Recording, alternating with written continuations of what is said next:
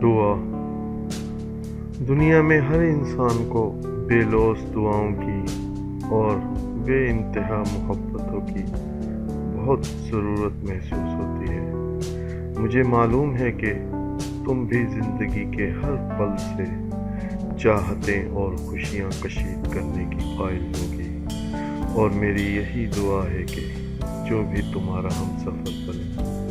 जिसके आंगन में भी तुम्हारी सारी ज़िंदगी खुशी बनकर गुजरे,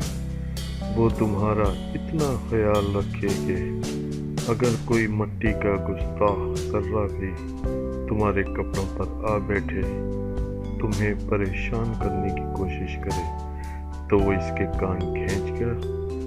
और तो ज़ोरदार पंच रसीद करने के बाद कहे, आज तो तुमने ये गुस्ताखी कर ली है, आइंदा में इस वजूद के अपनी जान के आसपास भी तुम्हें न देखो।